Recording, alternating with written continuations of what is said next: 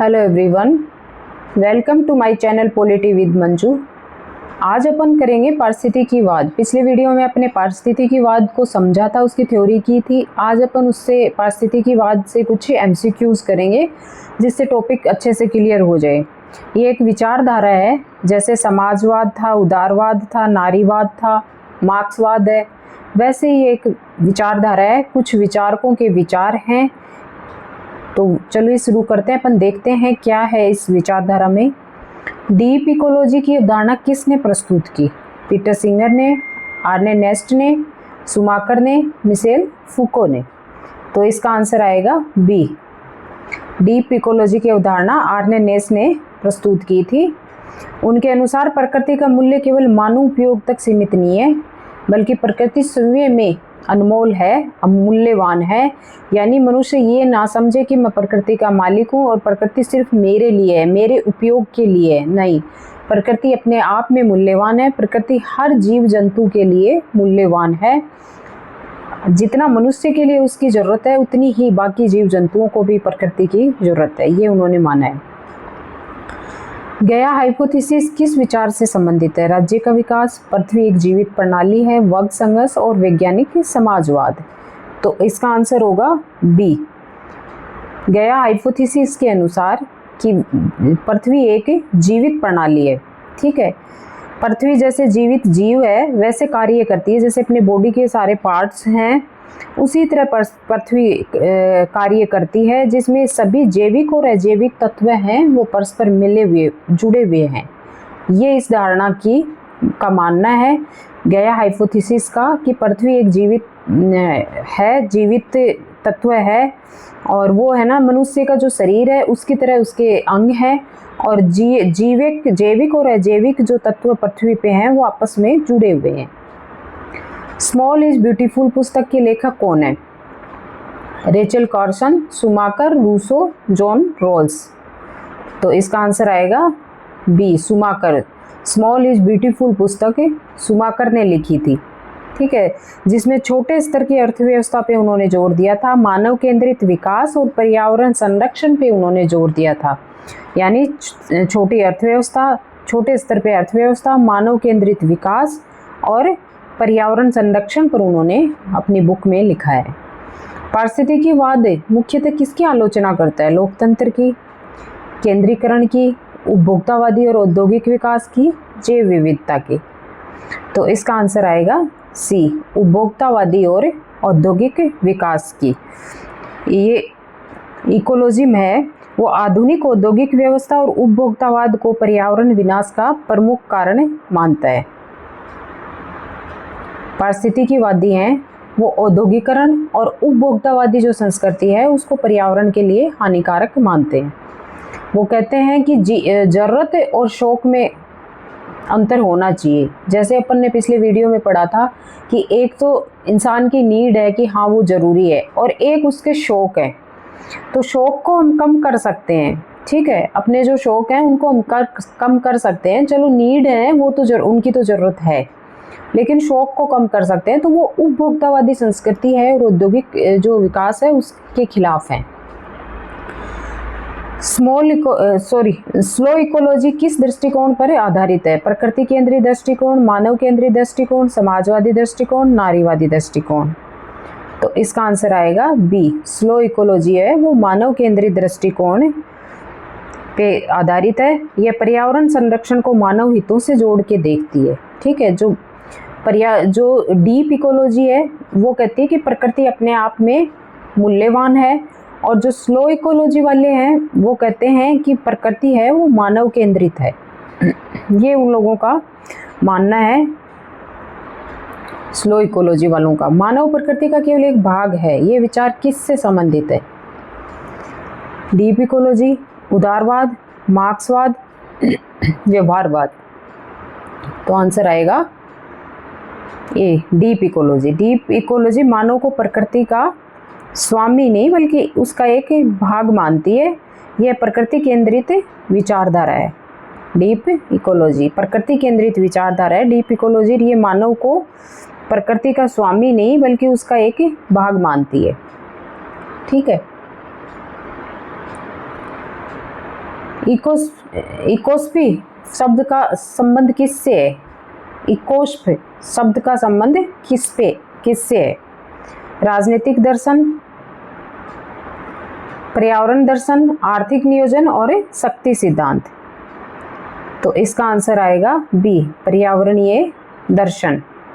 ठीक है, इसका मतलब है इकोलॉजिकल फिलॉसफी, यानी यह प्रकृति और मानव के बीच नैतिक एवं आध्यात्मिक संबंध पे जोर देती है। ठीक है, साइलेंट स्प्रिंग पुस्तक किसने लिखी? साइलेंट स्प्रिंग पुस्तक किसने लिखी? रेचल कार्सन ने, गांधी ने, पीटर सिंगर ने, आर्ने नेस ने। तो इसका आंसर आएगा ए, रेचल कार्सन ने। पर्यावरण आंदोलन के पे एक पुस्तक है, ये पर्यावरण आंदोलन से जुड़े हुए थे रेचल कार्सन, और ये पर्यावरण आंदोलन पे लिखी गई एक पुस्तक है जिसमें कीटनाशकों के दुष्प्रभाव को उजागर किया गया है कि कीटनाशक जो हम डालते हैं फसलों में, पेड़ पौधों पे, वो हमारे लिए कितने हानिकारक हैं, ये इसमें बताया गया है। बायोसेंट्रिक इक्वलिटी का अर्थ क्या है? सभी मनुष्यों की समानता, राज्यों की समानता, सभी जीवों का समान महत्व और आर्थिक समानता। तो इसका आंसर आएगा सी, सभी जीवों का समान महत्व है। बायोसेंट्रिक जो इक्वलिटी है वो मानती है कि पृथ्वी पर सभी जीव समान रूप से महत्वपूर्ण है और किसी को भी श्रेष्ठ नहीं माना जा सकता कि मनुष्य श्रेष्ठ है बाकी जीव जंतु नहीं। प्रकृति की जरूरत सबको है, मनुष्यों को भी है, बाकी जीव जंतुओं को भी है, और प्रकृति अपने आप में मूल्यवान है।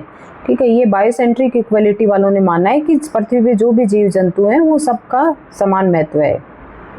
लिमिट्स ऑफ ग्रोथ रिपोर्ट किसने से संबंधित है? पूंजीवाद से, पर्यावरणीय संकट से, लोकतंत्र से और राष्ट्रवाद से। तो इसका आंसर आएगा बी, लिमिट्स ऑफ ग्रोथ पर्यावरणीय संकट से संबंधित अवधारणा है। ठीक है, इसमें बताया गया पृथ्वी के संसाधन सीमित है और असीमित विकास संभव नहीं है। पर्यावरण के जो संसाधन हैं वो सीमित बताए गए हैं और उनका असीमित दोहन किया जा रहा है जो प्रकृति के लिए संकट पैदा करेगा, ये इन्होंने बोला है। डीप इकोलॉजी के अनुसार प्रकृति केवल मानव उपयोग की वस्तु है, समय में मूल्यवान है, राज्य के नियंत्रण में होनी चाहिए, औद्योगिकरण के लिए आवश्यक है। तो इनका मानना है कि प्रकृति समय में मूल्यवान है, व्यक्ति उसका स्वामी नहीं, उसका एक हिस्सा है, ये इन्होंने माना है डीप इकोलॉजी वालों ने। और स्लो इकोलॉजी वालों ने माना है कि प्रकृति मनुष्य के लिए के उपयोग के लिए, ये उन्होंने माना है। पीटर सिंगर किस विचार से जुड़े हुए हैं? पशु अधिकारिता, अधिकार, उपयोगितावाद, डीप इकोलॉजी, संरचनावाद। तो इसका आंसर आएगा ए, जो पीटर सिंगर है वो पशुओं के अधिकारों से जुड़े हुए हैं, उन्होंने पशुओं के नैतिक अधिकारों पे बल दिया है। इकोलॉजिज्म किस विकास मॉडल का विरोध करता है? सतत विकास, विकेंद्रीकृत विकास, असीमित औद्योगिक विकास, ग्रामीण विकास। तो इकोलॉजिज्म असीमित औद्योगिक विकास का विरोध करता है। ठीक है, ये मानते हैं कि पारिस्थितिकीवादी मानते हैं कि असीमित औद्योगिकरण ये विकास है और जो उपभोक्तावादी संस्कृति है वो पर्यावरणीय संकट को बढ़ावा देती है। Earth is a living organism विचार किस सिद्धांत से संबंधित है? गया हाइपोथेसिस, गहन राज्य सिद्धांत, व्यवहारवाद और मार्क्सवाद।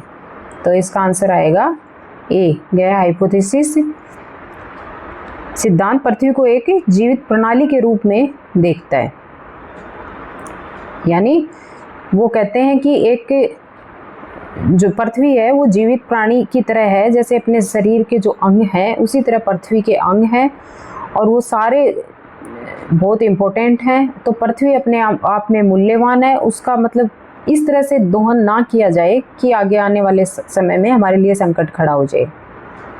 पारिस्थितिकीवाद किस प्रकार की राजनीति से जुड़ा है? हरित राजनीति, पहचान की राजनीति, शक्ति राजनीति और अभिजन राजनीति। तो इसका आंसर आएगा ए, हरित राजनीति। ठीक है, इकोलॉजिज्म से प्रेरित राजनीति आंदोलनों को ग्रीन पॉलिटिक्स कहा जाता है। जैसे बहुत सारे ऐसे एनजीओज के माध्यम से या फिर और भी बहुत सारे ऐसे आंदोलन चल रहे हैं जो फिर राजनीतिक रूप ले लेते हैं, तो उनको हरित राजनीति बोला जाता है। डीप इकोलॉजी और स्लो इकोलॉजी में मुख्य अंतर क्या है? राज्य की भूमिका, प्रकृति का मूल्य, लोकतंत्र और वैश्वीकरण। तो इन दोनों में डीप इकोलॉजी और स्लो इकोलॉजी में अंतर है प्रकृति का, प्रकृति के बारे में उनकी सोच क्या है दोनों की। तो डीप इकोलॉजी, स्लो इकोलॉजी वालों की सोच है कि ये मानव, प्रकृति को मानव के लिए बता रही है, मानव हितों से जोड़ती है, जबकि डीप इकोलॉजी वाले मानते हैं कि पृथ्वी अपने आप में मूल्यवान है। ये डिफरेंस है इन दोनों में। परिस्थितिवाद किस सिद्धांत का समर्थन करता है? केंद्रीकरण, विकेंद्रीकरण, सैन्यवाद और उपनिवेशवाद। तो इसका आंसर आएगा बी। परिस्थितिवाद है वो छोटे समुदायों और स्थानीय स्तर पे जो संसाधनों के नियंत्रण का समर्थन करते हैं। ठीक है, ये छोटे समुदाय और स्थानीय स्तर पे नियंत्रण की बात करते हैं परिस्थितिवादी। ठीक है, प्रकृति मानव की प्रकृति नहीं है, प्रकृति मानव की संपत्ति नहीं है, ये विचार किसका आधार है? पारिस्थितिकीवाद, फासीवाद, रूढ़िवाद और व्यवहारवाद। तो आंसर आएगा ए। पारिस्थितिकीवादी मानते हैं कि प्रकृति है वो मानव की संपत्ति नहीं है, वो प्रकृति का स्वामी नहीं है, बल्कि वो प्रकृति का एक हिस्सा है। ठीक है, और प्रकृति अपने आप में मूल्यवान है और वो सब जीवों के लिए, सब जीवों की बराबर इम्पोर्टेंस है पृथ्वी पे, ये इन्होंने माना है। आर्नेनेस किस देश के विचारक थे?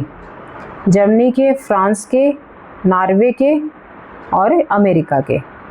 तो ये नॉर्वे, आंसर आएगा सी, ये नॉर्वे के थे आर्नेनेस। ठीक है, इकोलॉजिज्म का अंतिम लक्ष्य क्या है? अधिक उत्पादन करना, सैन्य शक्ति बढ़ाना, मानव और प्रकृति में संतुलन बनाए रखना और वैश्विक पूंजीवाद। तो इसका आंसर आएगा सी। इकोलॉजिज्म यानी पारिस्थितिकीवाद का अंतिम लक्ष्य है मानव और प्रकृति में संतुलन बनाए रखना। ठीक है, इतना दोहन ना करना प्रकृति का कि आने वाले समय में हमारे सामने संकट खड़ा हो जाए और पृथ्वी पे सब जीव जंतु, मनुष्य सब बराबर हैं।